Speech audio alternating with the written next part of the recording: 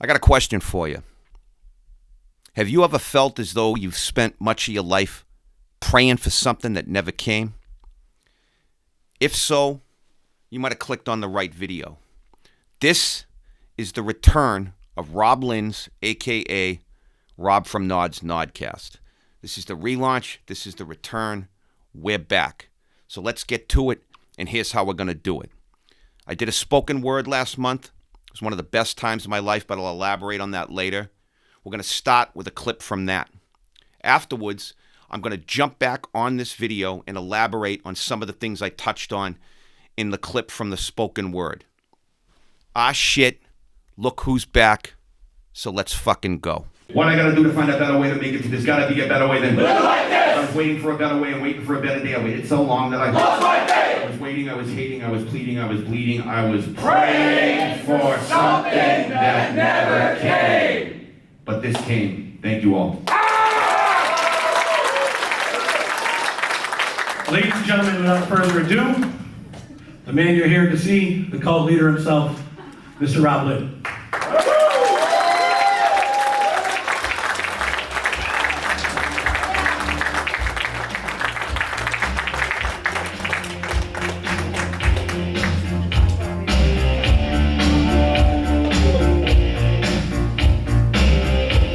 Check. Oh, Jesus. All right, you guys can hear me. So, stories about shitting your pants on stage. Don't worry, I got you covered.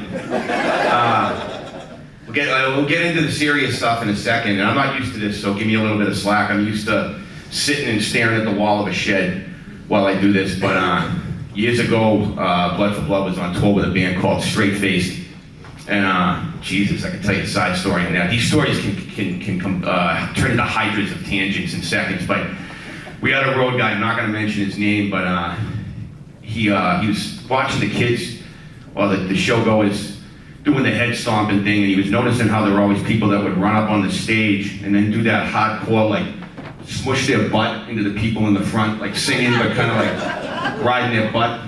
And he said, wouldn't it be funny if I shit my pants and did that? And we're like, ha ha ha ha, isn't that fucking hilarious, ha ha ha.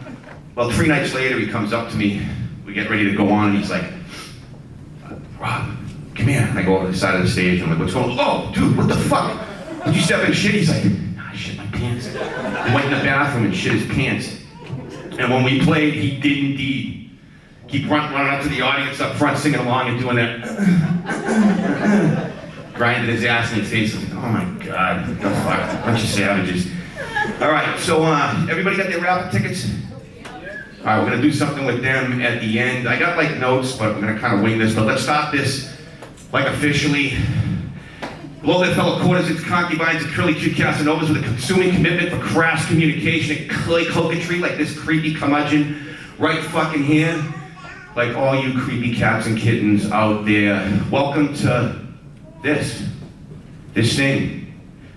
And we're gonna talk about that.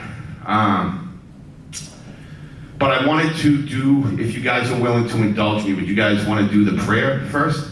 Absolutely. Is that cool? Well, because we're on camera, this is being filmed, and don't worry, you can see where the camera's us. If you don't want to be on film, you don't have to be. Afterwards, I'm going to edit this together and make a Nodcast out of it. But if anybody's face pops up or anything, I'll ask you permission, or if anybody picks their nose on camera, I'll try to edit it out or something like that. But what I'd like to do is do a call and response. So like what I gotta do to find a better way to make it through, there's gotta be a better way than you guys living like this. Waiting for a better day, waiting for a better way. I waited so long that I was waiting, I was hating, I was pleading, I was bleeding, I was praying for something that never came. All right, so you ready? Let's do it, let's see if we can do it. What I gotta do to find a better way to make it through, there's gotta be a better way than I was waiting for a better way and waiting for a better day. I waited so long that I lost my faith. I was waiting, I was hating, I was pleading, I was bleeding, I was praying for something that never came. Ain't that the fucking truth of it? I prayed for something that never came. You prayed for something that never came. We prayed for something that never came. And in that void, we attempted to fill it with dope, booze, all kinds of impulsive, shitty behaviors. And that kind of leads me to the point of this whole thing. If there's two things I wanted to say while I was up here, it's one, I can take these cult glasses off now. I made the point, you know, ha ha ha ha, Jim Jones and all that shit. We were gonna have Kool-Aid, but it was gonna be mandatory. Everybody had to drink 2 glasses. And everybody that survived the 2 glasses could rifle the pockets and wallets of everybody that was dead. There's no dope in them. Then I got no reason to be looking. You know, on an insidious side note, I have been having the best couple of months of my life. Truly, last couple of years. Thank you. But it's always there. And it's funny, Colin called it. We stopped at, what is it called? A Mary Hortons? Mary Lou's. Mary Lou's, that's it, Mary Lou's. We stopped at a Mary Lou's, and I ran in to take a leak, because I have like old man bladder of a friggin' hummingbird. And when I came out, Colin was like, nice drug bathroom in there, and I was like, how the fuck did you know I was gonna case that? Because I do, to this day, I'm not even kidding, like that's like, I desensitized myself with pins by doing the blood out and shit like that. What's up, Pat? Pat, one of the dinos of the group, Jay and Tony, Daisha, where's Tiffany? What's up, hon? Holy shit, hon. All right, we can't get into this because we will get lost.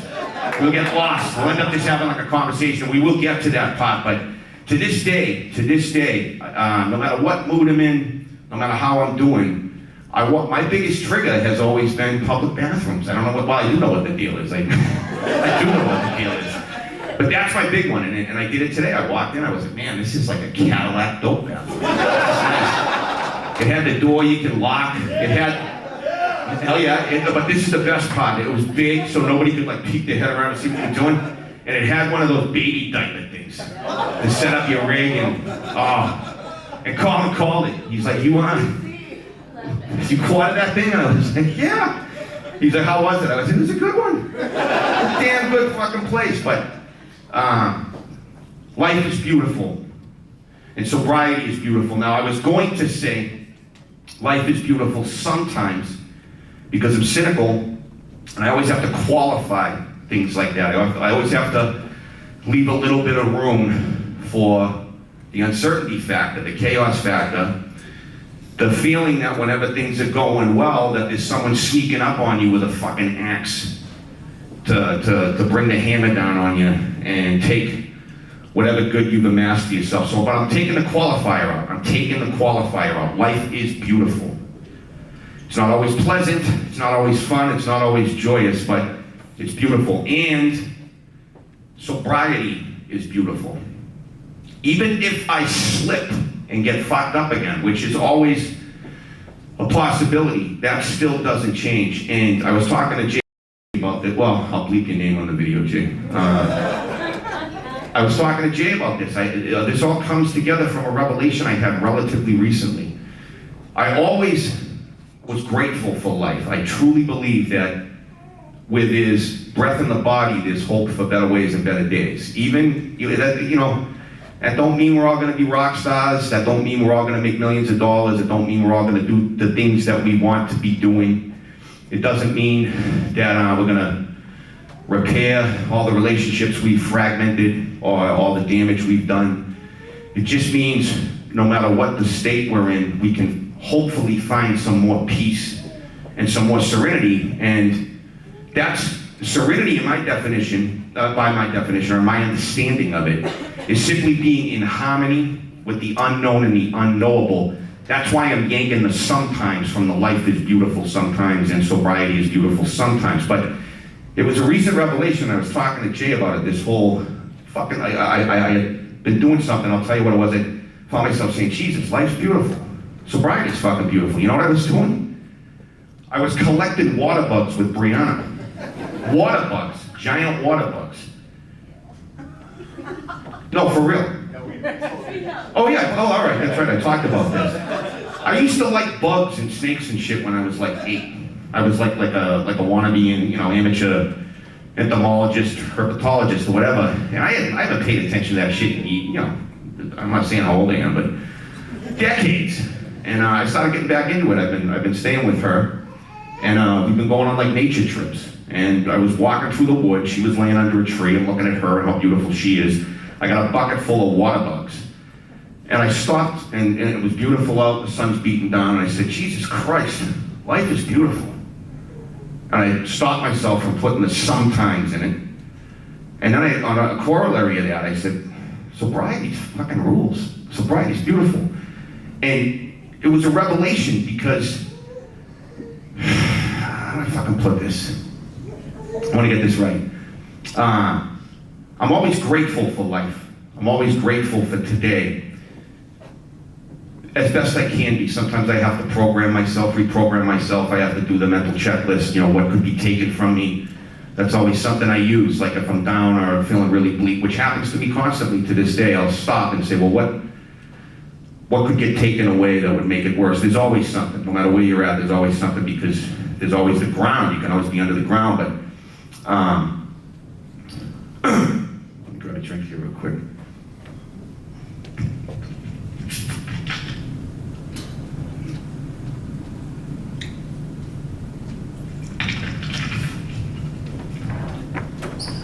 I was always grateful the years that I was sober back after 2007 when I came back to Boston. I was always grateful. I tried to maintain a grateful attitude. And I had accepted that sobriety was something that made anything else in my life possible, whatever that happened to be. But I wasn't psyched about it. It was just something I'd accepted. And I was prepared to live with it, and I was doing my best to stay that way. But I think it's like the difference between I was resigned to it as opposed to full surrender, if we're talking like the program language, which I try to avoid sometimes because this obviously isn't a 12-step oriented thing, not even close. I mean, I just told you a story about my roadie shitting his pants and grinding in people's faces, but these are terms we all, to some extent, understand, or at least most of us. And that day with the water bugs and the light in my eyes and spending the day with somebody I love, I suddenly was surrendered to the fact, I was celebrating that sobriety is the way. I was celebrating it rather than just being resigned to it, just sort of accepting it as, you gotta stay that way if you want to do anything else. And I thought the distinction was important, so. All right. Here we are. It's about 3 weeks after I did my first spoken word live Nodcast. This is the first traditional Nodcast back, and I got a lot of explaining to do. If you were at the event, or if and when you see the video from it, or if you even just saw the stupid little intro I did on this thing where I rode up in the rowboat and told y'all life is beautiful, sobriety's beautiful. I got to explain that now. And I know what a lot of you are saying. You, Rob, Mr. White Trash Rob, Mr. Rob from the land of Nod, a metaphor for fucking, dipping out from, and also corollary, additional meaning of the land of Nod from the Bible, where Cain was banished after killing his brother Abel to wander the rest of his days wearing the mark of Cain, so all men could see that he was forever an outsider, not to be touched, to be left to live out his fate as a perennial and permanent alienated outsider, but also not to be killed. He had to suffer his fate. That was the mark of Cain. You're forever outside. Nod, land of Nod, the whole thing.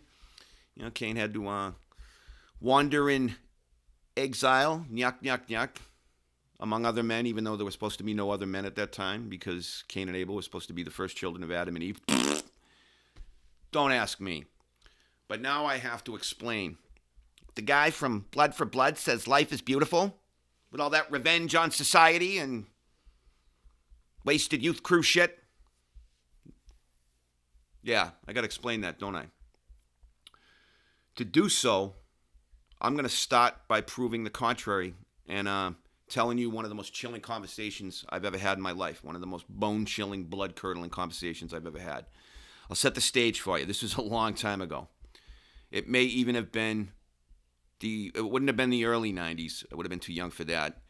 But maybe like 96 and 97, Blood for Blood's on the come up. It was up at the Elvis Room in New Hampshire, which some of you big time old timers out there might remember. We were playing with the Bruisers, and it was after the show, and I was drinking with one of my closest friends at the time. I'm not going to mention his name, but he's still one of my closest friends, even though I haven't seen him in a while. I grew up with him, fell out of touch with him. He left Charlestown. I re-encountered him in the hardcore scene, hanging around with the same people I was hanging around with. And I remember him from when we were kids. We were in like third and fourth grade together, maybe fifth, but I think it was third and fourth. And we were pretty good friends. And then, like as I said, I ran into him years later in the hardcore scene. He was hanging around with the same people that I held dear. And we've been close friends ever since. He's actually, if you go just from how long I've known somebody and still call them a friend, he's my oldest friend, other than blood relatives. He had one of the hardest lives of anybody that I know as far as existential misery goes. Not and physical, but particularly, as I said, I'm not going to mention his name. He's open about this stuff, so I'm not putting him on Front Street, but I try to be careful. But, a lot of us certainly connected to this thing. Wearing my gear, flying my flag, wearing my colors. But just in hardcore in general. I would say, in my experience, among the males, maybe like at least 5 or 6 out of 10 dealt with some kind of sexual abuse when they were a kid. Females, it's more like 18 out of 20. Or just abuse in general, 9 out of 10. If you're talking just physical, emotional, the females, it's more like probably 82 out of 100. That would be like 8 out of 10. It's closer to like 98 out of 100. This person I'm talking about suffered horrific sexual abuse when he was younger. And I didn't know, but it was happening at the time we were in school together. And we're friends. But it's compounded. Sexual abuse of any kind is a betrayal of the worst and most cataclysmic kind. And he suffered betrayal upon betrayal. I'm going to paint a quick little picture here. As I said, he's open about it, but not only was somebody in his family exploiting him, on top of it, and this is common, another family member who was also being abused by this person started abusing my friend as well. So there's a whole cascade of interfamily abuse. This is going on for a sustained period of time, over years. This is where it gets even uglier. Somebody at the perimeter of his life, a teacher of some sort or some sort of authority figure, got a sense of what was going on with him, okay? Start sniffing around. What's wrong? What's wrong? What's wrong? Pretending to be a friend. And my friend finally opens up enough to trust this person and tells this person what's going on. Finally opens up, takes that great risk to tell this perceived to be authority figure and potential savior, hey, this is what's going on in my life. Do you know what this authority figure did? Sexually abused him. What do you think he carries around every day of his life since? Well, I'm going to give you a sense of it. We're talking at that bar, the Elvis Room. We're drinking. We're both in a state of bottomed out depression. I'm actually writing the album Spit My Last Breath at this point. That's where I was in my headspace. I could not see beyond my own misery and rage and hostility, and I was drinking like a fucking maniac. And he was too. So we're talking about the whole depression thing, and we're, talking about we should just go home and each put a stick of dynamite in our mouth, just blow our fucking heads off. And quick side note here, and it's important. My friend at the time was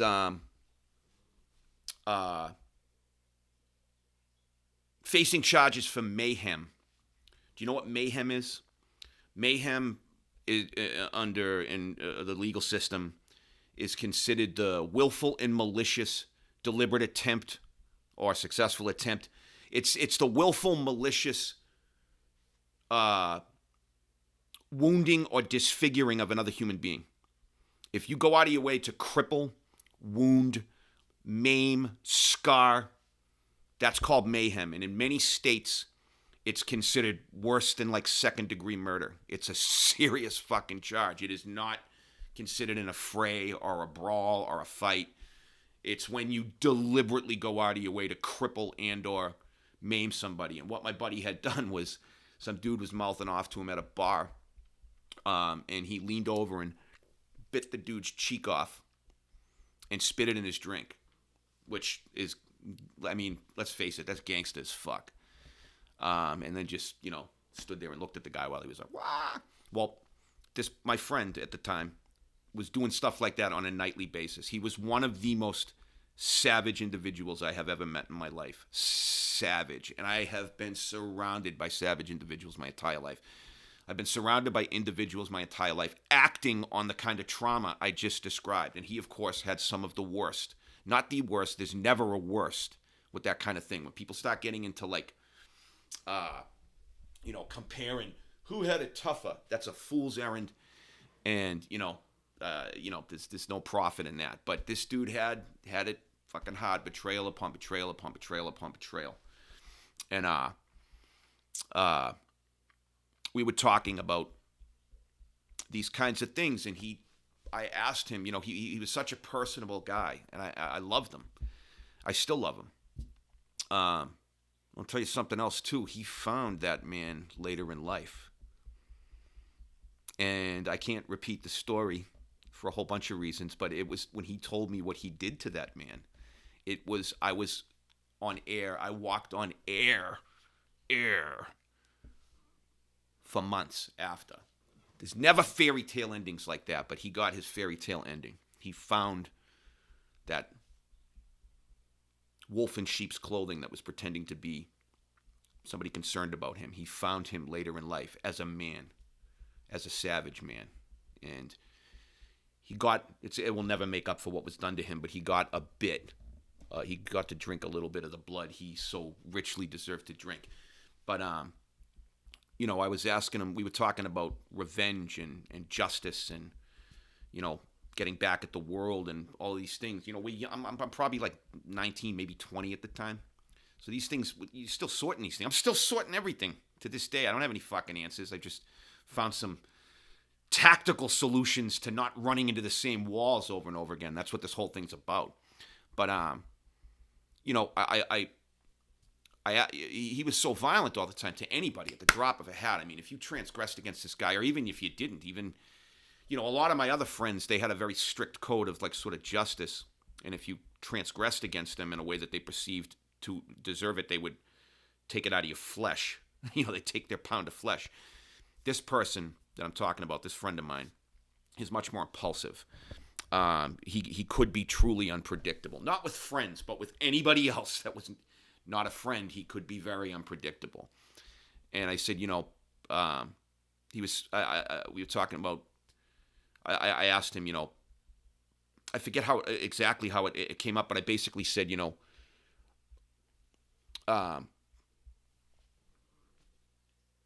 had said something about, something to the effect of that the reason I'm so violent is I'm paying the world back. And I said, well, I understand that. But you have a very finely tuned, you're intelligent, you're sensitive, you're perceptive. I said, you have to realize that when some guy bumping into you in a bar or some jerk off on the street mouths off to you and you crack his head open and feast upon the warm goo inside, which he would do on a nightly basis. I said, you're not getting back at any of those people that actually hurt you. I said, you're just throwing more acid out there. I wasn't disputing. I wasn't telling him you shouldn't do that. I was just saying my moral dilemma with that kind of out for blood, I'm going to pay somebody back sort of mentality was always, you never get the person who actually deserves it. You just and he said, no, I am getting the people that deserve it. And I mentioned some particular person that he had, as an example, as somebody he had fucked up really, really badly that really hadn't done anything to warrant that savage a reaction. I said, well, what about that guy? He didn't do nothing. He says, nothing to do with what he did to me. This is my friend talking. He says, that's nothing to do with what he did to me. He said, look, this is the way it is. He's like, what was done to me when I was a kid, I didn't deserve that. I didn't ask for that. I didn't do anything to warrant that. He's like, that was just my karma, what was done to me. That was just my karma. And he said, so when I'm acting out like this, whenever I act out, however I act out, to whatever extent I act out, I am simply acting as an agent of karma. That person, in the same way I didn't deserve from anything that any way I could perceive deserve what I suffered when I was younger, that must have just been my karma. Me acting out against this person, that person, for whatever reason, to whatever extent I choose, is me acting as an agent of karma. He had truly worked this out. He had truly constructed or been reduced to, one way or the other, however you look at it, a belief system that, and I remember my blood running cold from this. I was like, oh my God, what a chilling way to look at the world. And a frightening way to look at the world. But on the same token, based upon his experiences and how he had to process them and, or be crushed under the weight of them, it made sense to him. And from his perspective, it made sense to me. And that's what I think we're all trying to do here, is make some sense out of the world. So after telling you this horrific story, how can I possibly tell you that life is beautiful without some kind of qualification? As I had said in the live thing, I used to always say life is beautiful sometimes. Now I'm just saying life is beautiful. I used to always say sobriety is beautiful sometimes. Now I'm just saying sobriety is beautiful. How can I say that? You know how?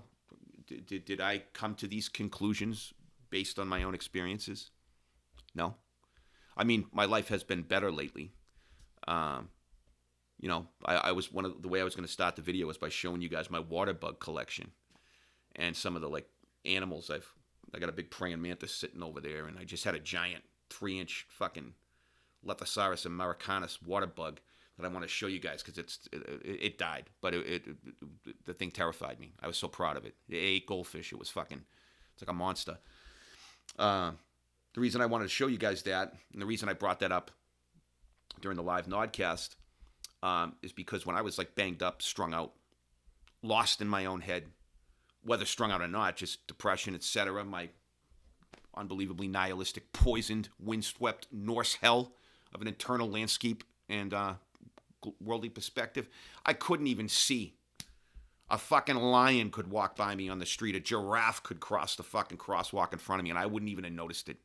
That's how far away from beauty, joy, anything I was when I was lost in the maelstrom of my own hate and despair, whether it be drug-induced or exacerbated or not.